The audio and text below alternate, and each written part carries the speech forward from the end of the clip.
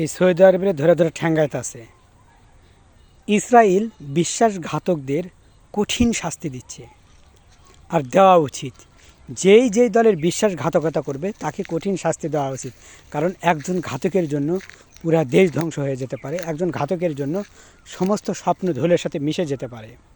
আপনারা জানেন, সালমান, সৌদির যে বাদশা রয়েছে, যেটাকে প্রিন্স বলা হয় অনেকে, এ হলো অনেকের ধারণা মতে সৌদি বাদশা গাদ্দারি করছে। কার সাথে করছে? খামেনির সাথে।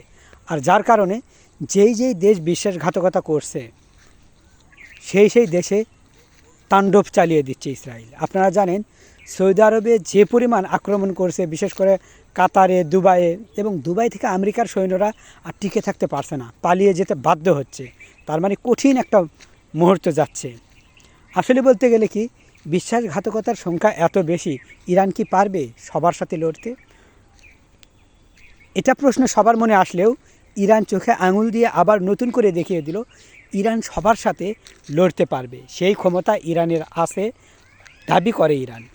আপনারা জানেন, আজকে রাতে কঠিন একটা মুহূর্ত হবে, কঠিন একটা সময় যাবে ইসরায়েলকে আজকে রাতে। আপনি কিছুক্ষণ আগে হয়তো লক্ষ্য করছেন কিনা, যাই হোক, ওই নিউজটা আমি পরবর্তী দিচ্ছি।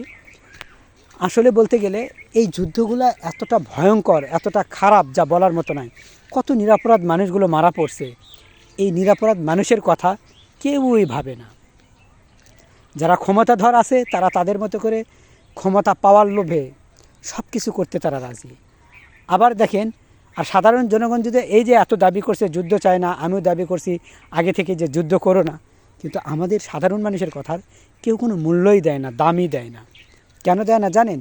কারণ আমাদের কথা দাম দিলে তাদের সৎ হতে হবে, ভালো হতে হবে। আর তারা ভালো হবে এমনটা তো মনে মনে আশা করে না। যদি করতো তাহলে যুদ্ধেই জড়াতো না। আজকে ইরানের সাথে টিকে থাকা কঠিন হয়ে গেছে। মার্কিন সৈন্যরা আজকে টয়লেটে যে পরিমাণ, বাথরুমে যে পরিমাণ লাইন ধরে দাঁড়িয়েছিল, দেখার মতো। এরা যুদ্ধ করবে না হাঁকবে, কোনটা?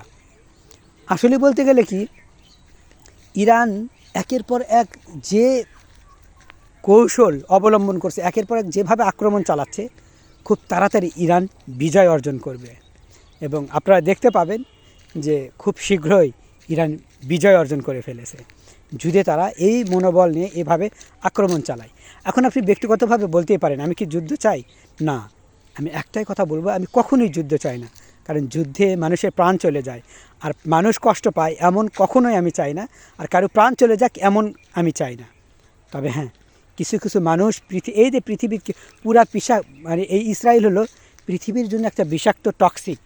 আপনি যদি এটাকে দূর না করেন, পৃথিবীকে শেষ করে দেবে ধীরে ধীরে। কারণ হলো, এরা যাকে তাকে আক্রমণ করা, হামলা চালানো, মানুষের ক্ষতি করা।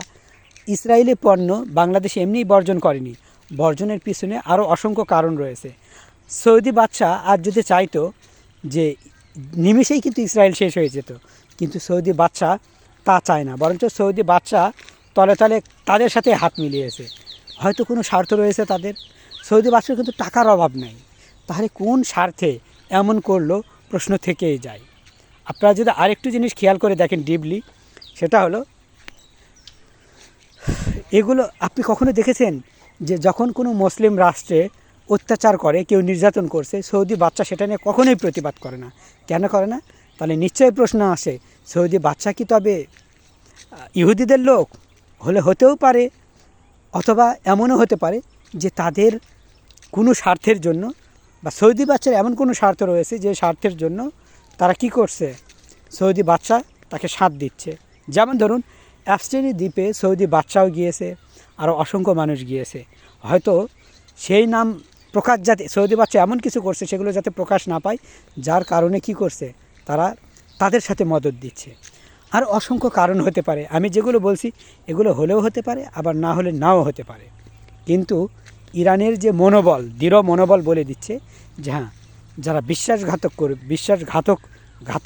মানে ঘাতকতা করবে, তাদেরকে ছাড় দিতে নাই, এবং তাদেরকে আগে সাহায্য করো, যাতে করে পুরো পৃথিবী দেখুক বিশ্বাসঘাতকতার পরিণাম কী। আরও অবাক করার বিষয় হলো, এই যে খামেনি যে মারা গেছে বা হত্যা করা হয়েছে, বা আমাদের ইসলাম মতে উনি শাহাদত বরণ করেছেন, একটা খামেনি গিয়েছে তো কী হয়েছে, হাজারো খামেনি তৈরি হয়ে যাবে ইনশাআল্লাহ। সবচেয়ে একটা উক্তি খামেনির দেশ থেকে আসছে, ইরান থেকে, সেটা বলছে যে খামেনি মারা গেছে কিন্তু খামেনির আল্লাহ মারা যায়নি। কথাটা কিন্তু ভেবে দেখবেন কতটা পাওয়ারফুল। অনেকের মতে খামেনি একটা কথা বলছিল যে আমেরিকার ডোনাল্ড ট্রাম্প, অনেকে মনে করে যে আমেরিকার সুপার পাওয়ার রয়েছে, কিন্তু উনি বলেছেন আল্লাহ ছাড়া কারো সুপার পাওয়ার নাই। চিন্তা করে দেখবেন তাদের কথাগুলো কতটা পাওয়ারফুল। যাই হোক, তবুও আমি বলবো আপনারা যুদ্ধ করবেন না, এখান থেকে ফিরে আসুন। আমরা যুদ্ধ চাই না, ভালোভাবে বাঁচতে চাই। আমরা সমস্ত শত্রুতা ভুলে, ভেদাভেদ ভুলে এক হয়ে এই পৃথিবীকে আবার সুন্দরভাবে গড়ে তুলি। আল্লাহ হাফেজ। আমি ভুল বলে থাকলে ক্ষমা করে দিবেন।